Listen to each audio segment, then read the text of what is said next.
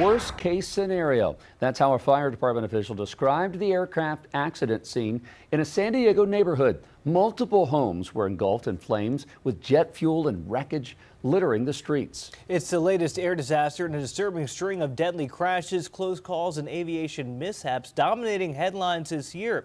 Investigators are now collecting data that will contribute to a preliminary report. Chief Transportation Correspondent and pilot MayCay Beeler joining us now. MayCay, what's the latest on this? Yeah, this is a tough one. So according to reports, the National Transportation Safety Board has determined that the accident aircraft hit power lines on an instrument approach to the airport. This was in heavy fog and low visibility. So here's some background. It was just days ago. In the wee hours of the morning this happened.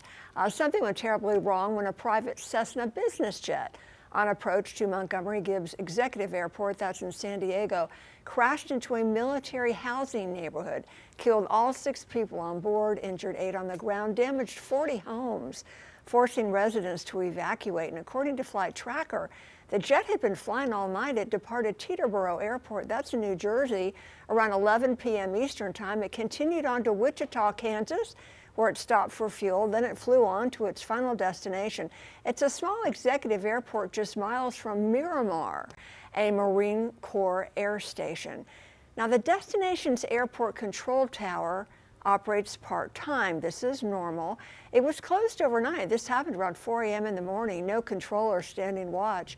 In this situation, the pilot typically will listen to an automated weather observation report, getting an altimeter setting. I'll describe what that is in a minute, on a certain radio frequency. But according to Air Traffic Control Communications, the pilot wasn't able to get the automated weather report for the airport because the sensors there and the recording were out of service. This may have played a role in the factors leading up to the accident. Wow. How so, MayCay? Kind of help us understand. Yeah, so I'm going to talk about the altimeter. So the altimeter, it's a pressure instrument. It reads altitude above, altitude in feet above, typically a reference like sea level or the ground. Well, the weather, the air traffic controller at Miramar gave the pilot the weather for Miramar, which was 3 miles away. The weather for the landing airport, as I said, was not available. It can differ from Miramar when you have fog and low clouds and low visibility. But the most important piece of information, that altimeter setting. If it doesn't have the right setting, the pilot could be at the wrong altitude. So besides the altimeter, though, being that incorrect, what else will investigators look into? Well, there's a lot. They flew all night, so fatigue could have played a factor. They'll look into fatigue. They'll look into the pilot recency of experience flying in instruments. This requires special training. Was the pilot current in that training? Were the inspections up to par in the airplane, those instruments? Because if they were off, then the readings could have been off. They'll look at the pilot logbooks. Who was at the flight controls? Any medical concerns? How about aircraft maintenance records? What about drug and alcohol autopsy reports? A lot the NTSB will be looking into, and be a week or 2 more before we get the early report and the final report, a year or more.